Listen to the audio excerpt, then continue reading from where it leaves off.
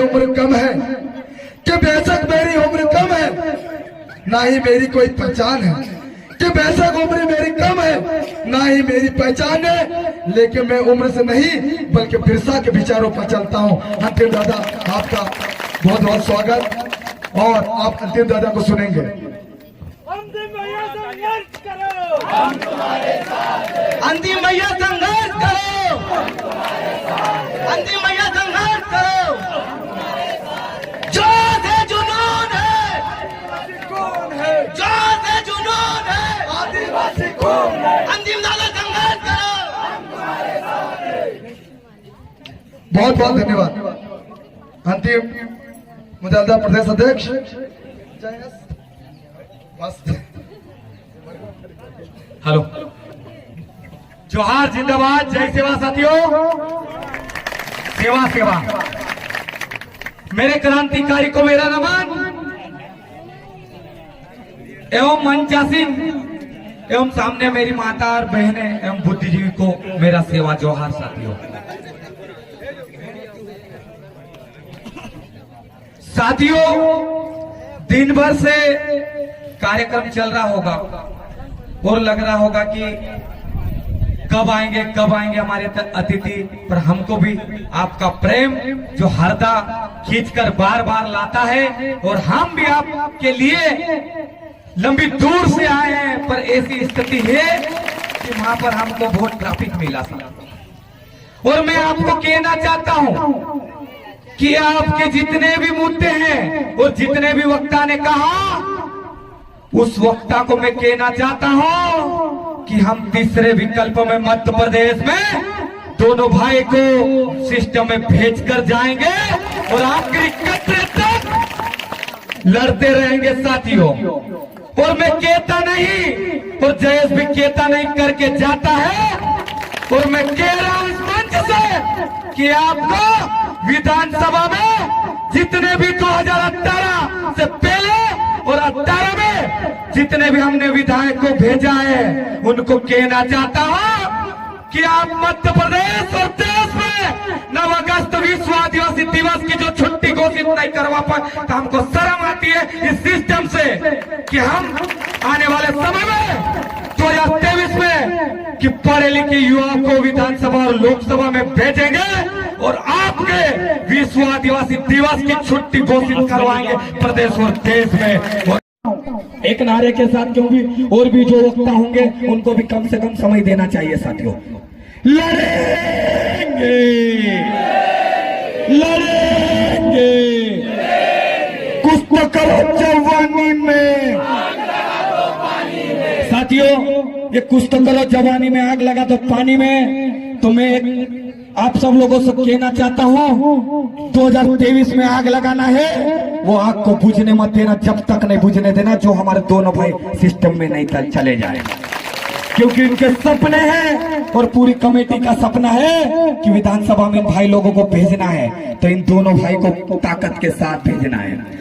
और मैं सभी समाज के बुद्धिजीवी वर्ग मेरे माता और बहनों को बहुत बहुत धन्यवाद, सेवा जोहार, क्योंकि आपने कार्यक्रम के लिए इतना समय दिया और आपका प्रेम हमको इतनी दूर से खींच लाया। मैं आप सभी साथियों को कहना चाहता हूं कि हम हरदा आए, आप लोग भी हमारे निमाड़ और मालवा क्षेत्र में जरूर आए, क्योंकि आपका भी उतना ही स्वागत रहेगा, क्योंकि आप लोग के लिए हम इतनी दूर से आते नहीं, क्योंकि हमने सोचा है कि हमारे लोगों को सिस्टम में भेजना है, इसलिए हम दुनिया के हर कोने पे बुलाओगे हम जरूर आएंगे साथियों। सेवा जोहार, बड़ा पेंटा, सेवा सेवा, बड़ा पेंटा साथियों। आवाज कम आ रही है, बड़ा पेंटा, क्योंकि हमारे देव को जरूर याद करना चाहिए, क्योंकि हमारे देव ने जो क्रांति जगाई है वो क्रांति हम लोगों को जगाना है। बड़ा पेंटा, सेवा जोहार साथियों, जोहार, जिंदाबाद। और मैं एक समय का और समय लेना चाहता हूं कि पूरी टीम को, हरदा की पूरी टीम को बहुत बहुत धन्यवाद, जो इतना शानदार कार्यक्रम आप लोगों ने किया। पूरी टीम को सेवा जोहार, जो आपने बहुत समय से कार्यक्रम के लिए,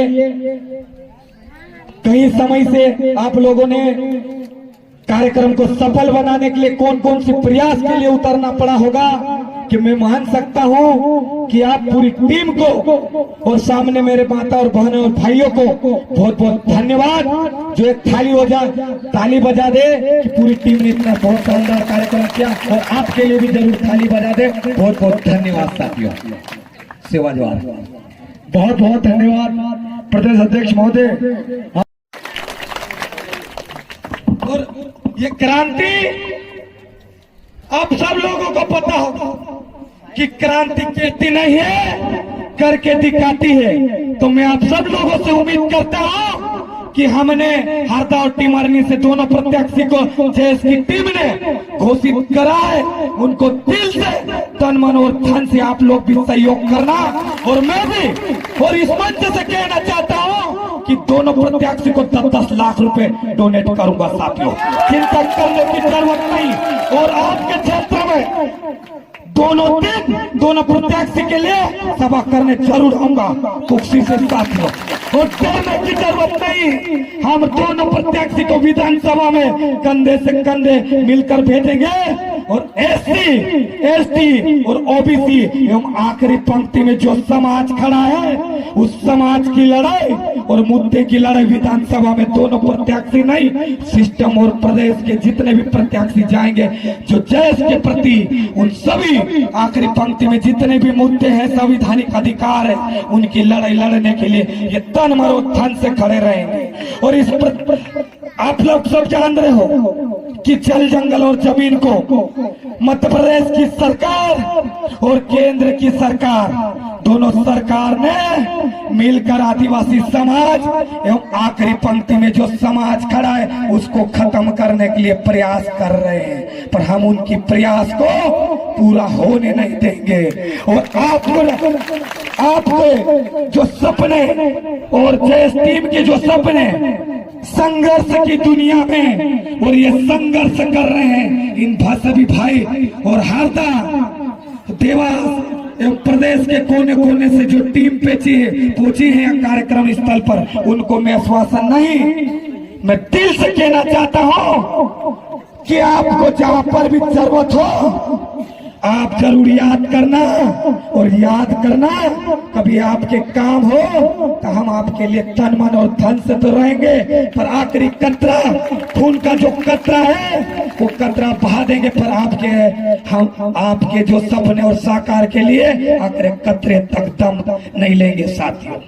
और मैं इस मंच से कहना चाहता हूं, क्योंकि विश्व आदिवासी दिवस बड़ी धूमधाम से प्रदेश और देश में मनाया गया, और कांग्रेस की सरकार और प्रदेश की सरकार दोनों ने मध्य प्रदेश के आदिवासी के लिए आज तक 75 साल में विश्व आदिवासी दिवस की छुट्टी घोषित नहीं करवा पा रहे, हमको बड़ी दुख होती है। और दोनों सरकार को कहना चाहता हूं कि हमारे पढ़े लिखे युवा आ रहे हैं 2023 में, जितने भी रोकने की प्रयास है रोक लेना, ये रुकने वाली नहीं है, ये युवा क्रांति है।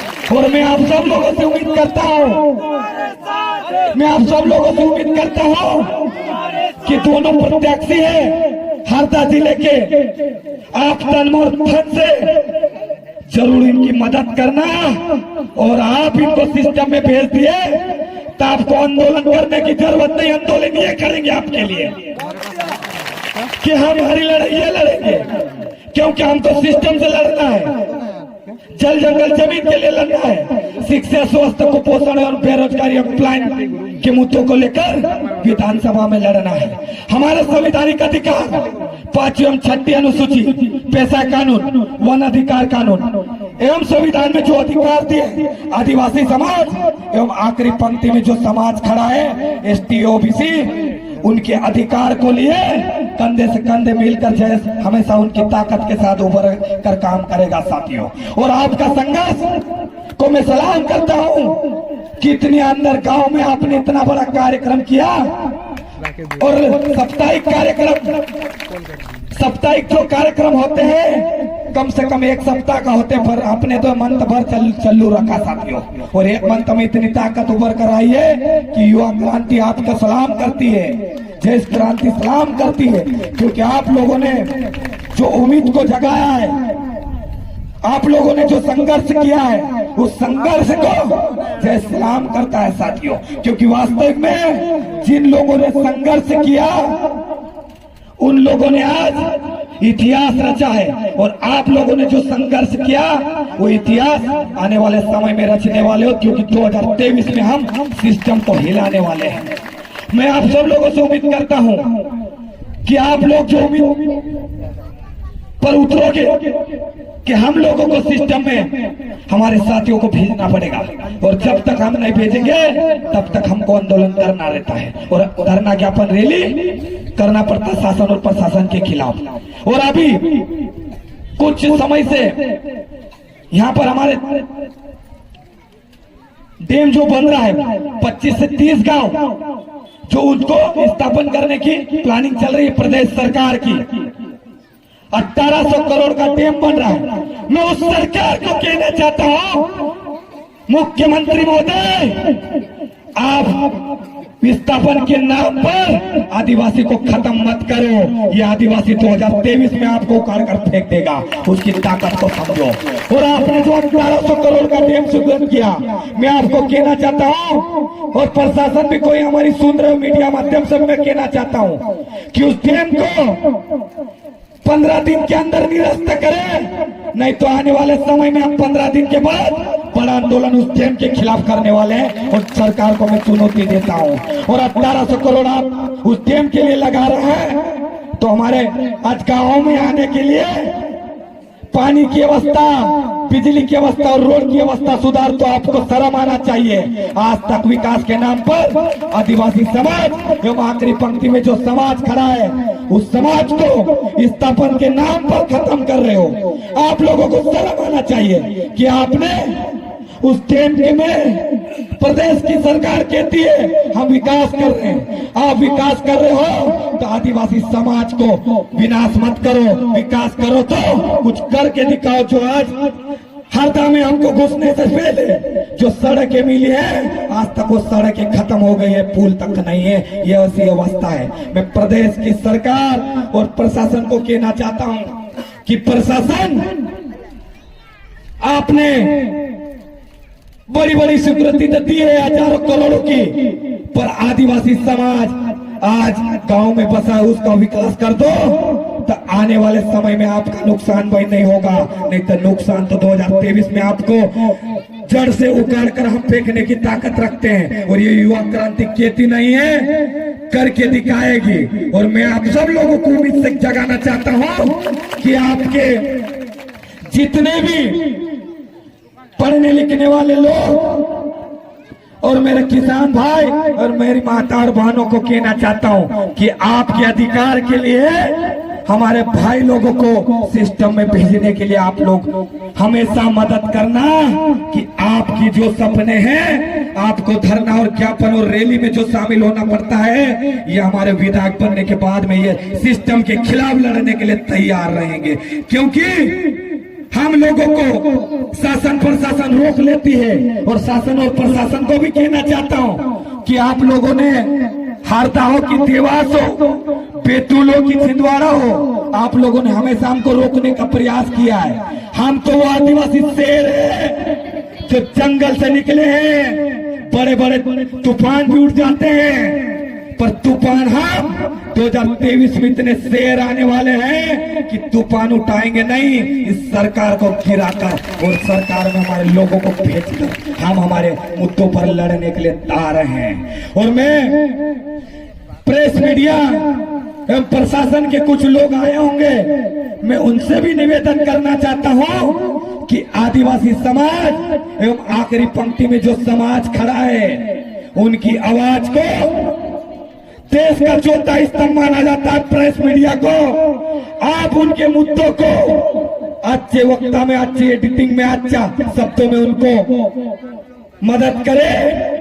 और चौथा स्तंभ को भी मैं कहना चाहता हूँ, सलाम देना चाहता हूँ कि आप प्रेस की मीडिया ने आज युवा क्रांति को यहाँ तक पहुंचाने में आपका फुल सपोर्ट, फुल मदद मिली है, क्योंकि आप लोगों के कारण आज चौथा स्तंभ के कारण हम लोगों को और युवा क्रांति को एवं आदिवासी समाज के जितने भी सामाजिक संगठनों को जिन्होंने पहचान दिलाई है वो प्रेस मीडिया ने दिलाई है। साथियों, हमको जानना होगा, क्योंकि हमारा भी संघर्ष बहुत लंबा है। 2009 से हम तो संघर्ष कर रहे हैं और 2009 से अभी 2023 आ गया है, तो हमको संघर्ष और करना है। साथियों, मैं आप सब लोगों से चाहता हूं और बहनों और माता से भी निवेदन करना चाहता हूं और दादा और बुद्धिजीवी वर्ग से भी निवेदन करना चाहता हूं कि हमारे बहनों और भाइयों को स्कूल में जो आज पढ़ाई हो रही है साप्ताहिक के रूप में आप एक बार जरूर स्कूल में जाना और शिक्षा को बदलाव के लिए जरूर आवाज उठाना, क्योंकि आज इस शिक्षा की स्थिति बहुत कुछ बिगड़ चुकी है।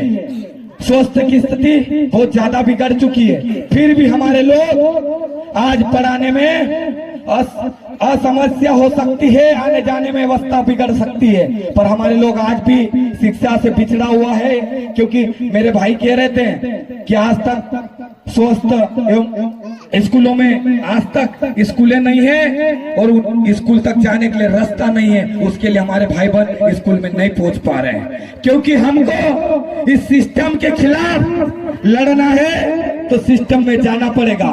और कुछ लोग कह रहे थे कि सिस्टम से क्या होता है, पर मैं आपको कहना चाहता हूं कि सिस्टम से ही सब कुछ होता है भाइयों। क्योंकि विधानसभा में 230 लोगों को पूछा जाता है पूरे प्रदेश कि जितनी भी संख्या रहती है उन पर विश्वास, उन पर अमर 230 लोग उसका तय करते हैं और निर्णय को लोग लेते हैं कि कौन सा कानून कहां पर पास करना और नहीं करना। और हम लोगों को उम्मीद के साथ विधानसभा और लोकसभा में भेजेंगे, तभी हमारे संविधान के साथ आए दिन छेड़छाड़ी होती है, ये लोग लड़ेंगे विधानसभा और लोकसभा में। क्योंकि हम जब तक नहीं लड़ेंगे तब तक कुछ बदलाव नहीं होगा।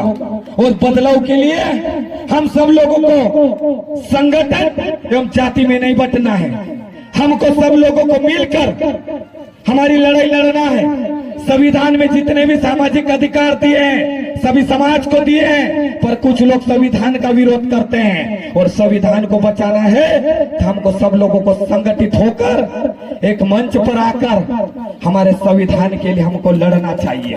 और संविधान के लिए तब तक हम, क्योंकि बहुत सारे लोग संविधान का विरोध करते हैं, मैं उनसे भी कहना चाहता हूं आप लोगों को संविधान में सब लोगों को अपना अपना हक अधिकार दिया गया है। आप लोग खुद संविधान में पढ़िए और जानिए कि वास्तविक में आप लोगों को कौन कौन सा अधिकार दिया गया है। आज संविधान के खिलाफ जो लोग जा रहे हैं और आदिवासी समाज को हमेशा बदनाम करते हैं कि आदिवासी समाज कहता है वो करके दिखाता है, पर कुछ लोग कहते हैं कि आदिवासी समाज इतना कमजोर भी नहीं है जितना दूसरा समाज सोचता है।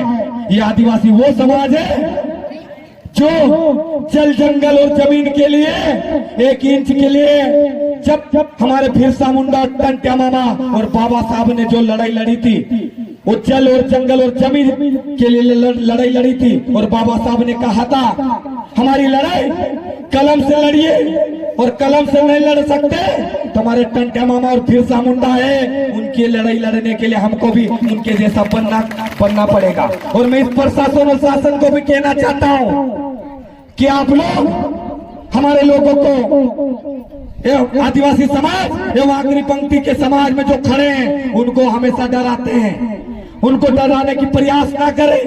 ये वो आदिवासी समाज एवं आखिरी पंक्ति का समाज है जो कहता नहीं करके जाता है। और हमारे बिरसा मुंडा, टंट्या मामा ने कहा था हमको कुछ भी करना पड़े और हमारे आदिवासी समाज को हम विस्थापन भी नहीं होने देंगे और खत्म भी नहीं होने देंगे। और उनके मुद्दों के साथ हम लड़ाई लड़ते हैं। और बिरसा मुंडा ने तो जल और जंगल और जमीन के लिए सब कुछ कर दिया, तो हमको भी साथियों सब कुछ करने के लिए मजबूर मत करना, नहीं तो हम मजबूर हो गए उस दिन हम गोपन और तीर कमान निकालेंगे, उस दिन आप लोग सब लोग फरार हो जाओगे, कहां भागोगे कि हमको भी नहीं पता चलेगा। उसके लिए हमको मजबूर मत